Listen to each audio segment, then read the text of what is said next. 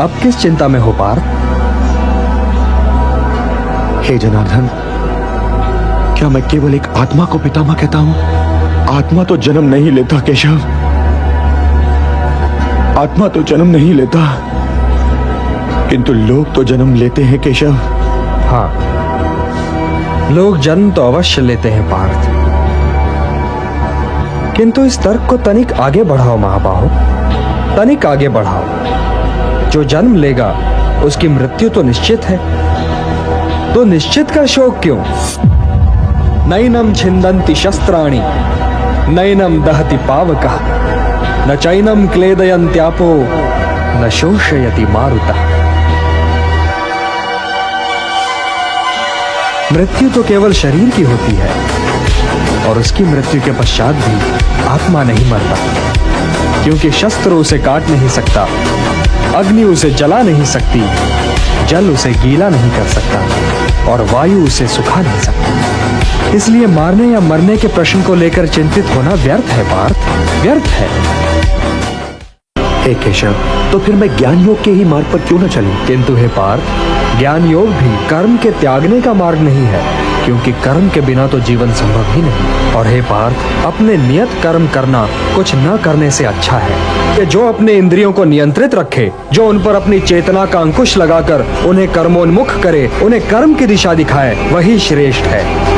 नियतम कुरु कर्मत्वम कर्म ज्यायो यः कर्मणः शरीर यात्रापि चते न प्रसिद्धेत अकर्मणः यज्ञार्थात् कर्मणोऽन्यत्र लोकोऽयं कर्म बंधनः तदर्थम कर्म कौन्तेय मुक्त संगः समाचर। हे कौन्तेय, कर्म ऐसे करो जैसे यज्ञ किया जाता है, क्योंकि कर्म ही यज्ञ है और इसका स्रोत स्वयं अविनाशी ब्रह्मा है। इसलिए कर्म का मार्ग सीधा ब्रह्मा तक जाता है, और इसीलिए जो व्यक्ति सृष्टि चक्र चलाने में योगदान नहीं करता उसका जीवन मूल्यहीन हो जाता है। तुम इस मूल्यहीनता की ओर न जाओ पार्थ, तुम इस मूल्यहीनता की ओर न जाओ। इंद्रियाणि पराण्याहुः इंद्रियेभ्यः परम मनः मनसस्तु परा बुद्धिः यो बुद्धेः परतस्तु सः। हे पार्थ, जड़ पदार्थ से इंद्रियां श्रेष्ठ है और इंद्रियों से श्रेष्ठ है मन, मन से श्रेष्ठतर है बुद्धि और बुद्धि से भी श्रेष्ठ है आत्मा। तो आत्मा की चिंता करो पार्थ, आत्मा की चिंता करो और देह, इंद्रियों, मन और बुद्धि से ऊपर उठने का प्रयत्न करो। हे पार्थ, तुम तो मेरे भक्त भी हो और मेरे मित्र भी, इसलिए मैं तुम्हें वो योग बताने जा रहा हूं जो बहुत समय से लुप्त है, परंतु सृष्टि के आरंभ में इसे मैंने ही सूर्य को दिया था और सूर्य से ये मनु को मिला और मनु से इक्ष्वाकु तक पहुंचा। सूर्य को दिया था? परंतु हे केशव, आपने आधुनिक काल में जन्म लिया है और सूर्य देव प्राचीन है, तो मैं ये कैसे मान लूं कि सृष्टि के आरंभ में ही आपने ये योग सूर्यदेव को दिया होगा? बहूनि मे व्यतीतानि जन्मानि तव चार्जुन तान्यहं वेद सर्वाणि न त्वं वेत्थ परन्तप। हाँ पार्थ, मेरे और तुम्हारे बहुत से जन्म हो चुके हैं, मुझे वो सारे जन्म याद हैं, परंतु तुम्हें याद नहीं है। हे परंतप, वैसे तो मैं अजन्मा हूं, अविनाशी हूं और समस्त प्राणियों का स्वामी हूं, परंतु मैं अपनी प्रकृति को अधीन करके अपनी ही योग माया से प्रकट होता रहता हूं। नियतम कुरु कर्मत्वम कर्म ज्यायो यः कर्मणः शरीर यात्रापि चते न प्रसिद्धेत अकर्मणः। अपने नियत कर्म करना कुछ न करने से अच्छा है। अब ये भी ठीक है पार्थ की आंखें देखती हैं, किंतु वे क्या देखें और क्या न देखें इसका निर्णय तो ज्ञानी स्वयं ही लेता है। वो आंखों को देखने की, कर्णों को सुनने की और पांवों को चलने की खुली छूट नहीं देता।